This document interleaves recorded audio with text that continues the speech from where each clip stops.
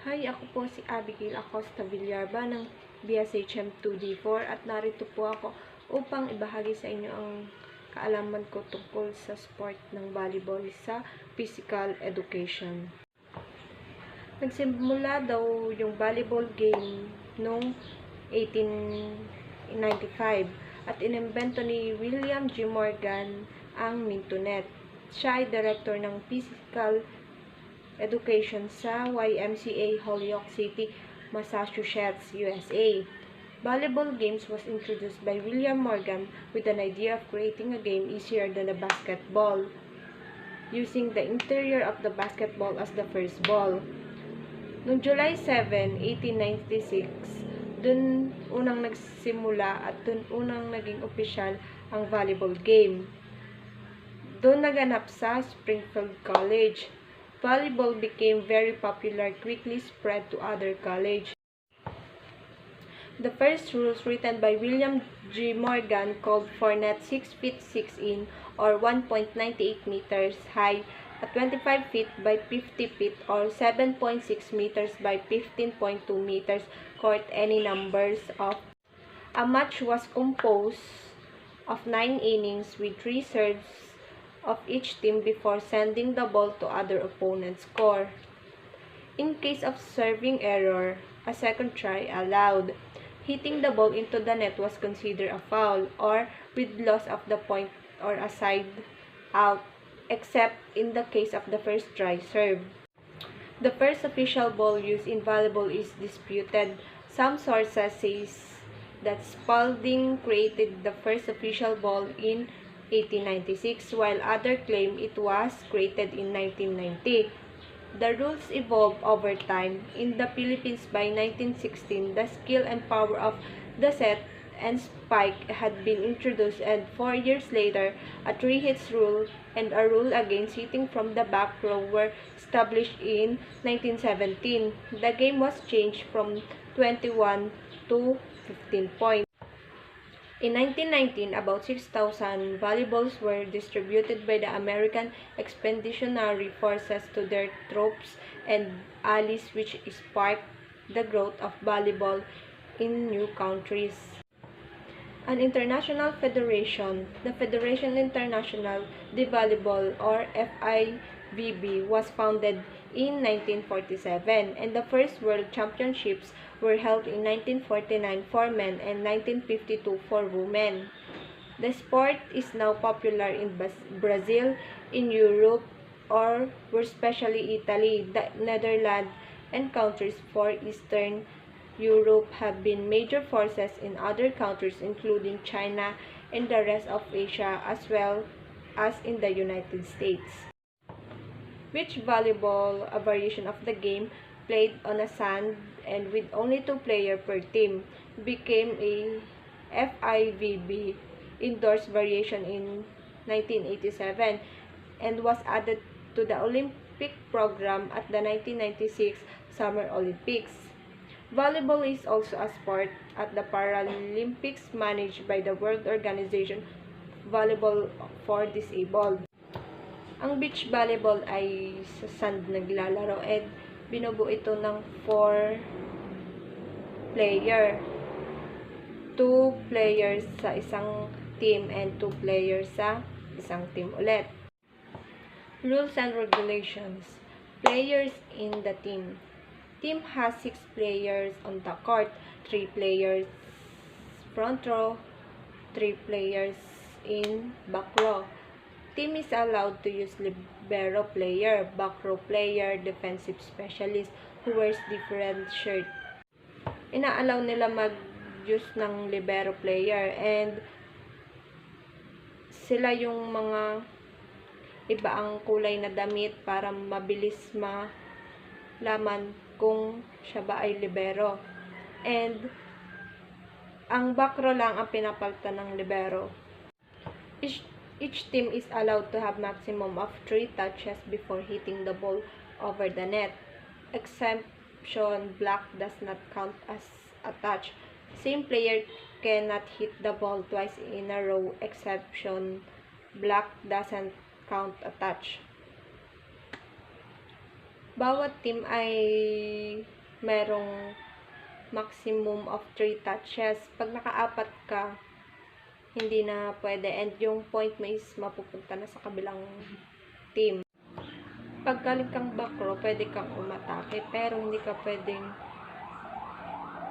tumapak sa guhit.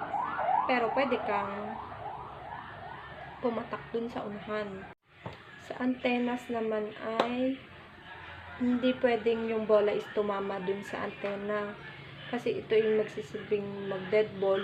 Or yung puntos nyong team is mapupunta sa kabilang team. Which is hindi naman pwede na tumama yung bola sa antena. In or out, pag hinit mo yung bola at pag pumatak ito sa line, tatawagin itong in. Kasi pumatak naman dun sa bola eh. Pero pag out naman is kino-consider ito na pag tumama sa antena or talagang outside siya. Or yung bola hindi mo natira tapos lumagpak sa lupa or dun sa sahig. Let's serve. Let's serve is allowed. In other words, the ball can touch the net on the serve. Points. A point is followed after each serve. Earlier, you had a chance to get a point only after your own serve. Libero. One of the back row players can be substituted to a libero who is back row specialist with unlimited serves. The libero can enter and exit the game between each serve without coach requesting a sub. Nasabit ko na yung kanina. So, pero dadagdag ko lang is, yung libero is pwedeng mag-enter at mag-exit kahit hindi mo sabihin dun sa referee or without coach requesting a sub. Pwede yun, basta libero ka. Serve is allowed to serve the ball any place behind the back line. Earlier, there was a serving area in the corner of the court. Pwede kang mag-serve kahit saan gusto, sa gitna, sa kaliwa, kanan, basta mag-serve ka. Yun. Players are allowed to double hit the ball on the first contact. For example, when they 1 serve receive or 2 dig the ball. Since this rule change passing overhead has become commonly used method to pass the ball, earlier it was often called a false hit, double hit. Kicking. It is legal to hit the ball with any part of the body, the foot, and leg included. Earlier, it was mistake to kick the ball. Pwedeng mong i-kick yung ball basta tumama sa body, foot, or leg mo. Basta isang touch lang. Court dimensions. The playing court is 19 meters long and 9 meters wide and is surrounded by a free zone 3 meters wide on all sides. The space above the playing area is known as the free playing space and is a minimum of 7 meters high from the playing surface. Volleyball officials that make up the officiating crew are the first referee, second referee, scorekeeper, assistant, scorer, and line judges. The first referee is in charge from the beginning of the match until the end. The second referee, siya naman yung parang pinakang assistant ng first referee, which is siya yung lalapitan ng mga coaches kung may problema sa score or kung may problema kung saan, ganun.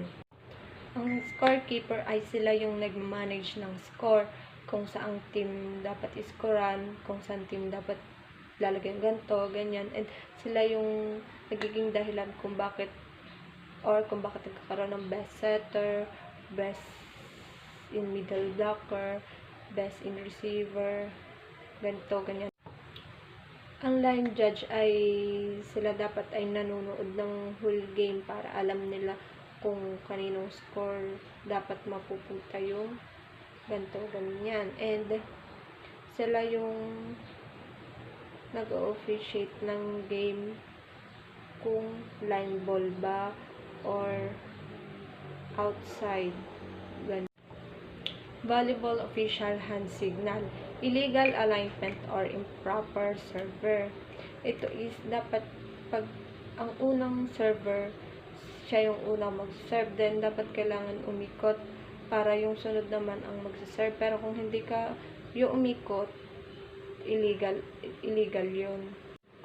Line violation. Pag magsaserve ka, then yung paa mo is na-stepping dun sa line, hindi na yun pwede. Yung point mo papupunta na sa ibang kalaban. Delay of service. Pag nag-whistle yung referee, then within 8 seconds at hindi ka pa naka-serve, not counted na yun, automatic. Doon na uli yun sa isang team. Net foul or net serve.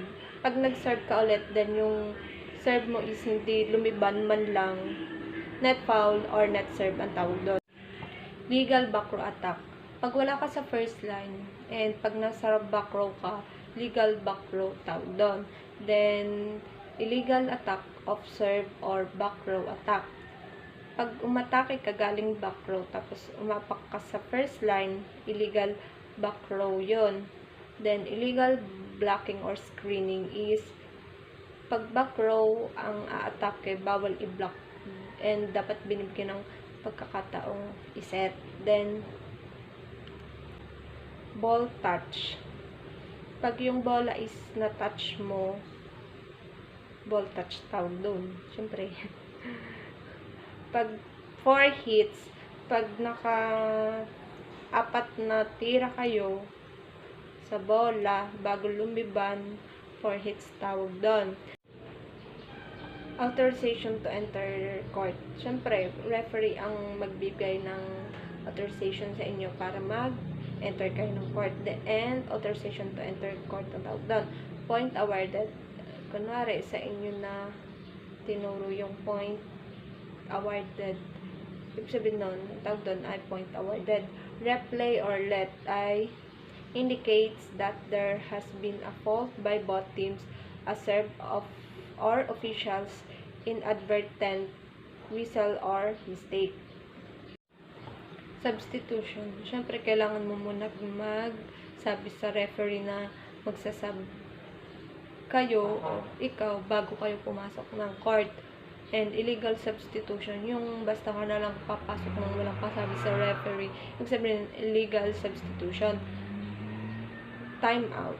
Ang timeout is, kailangan mo magsabi sa referee ng timeout bago ma-end muna yung referee. And sa timeout, meron lang 1 minute break.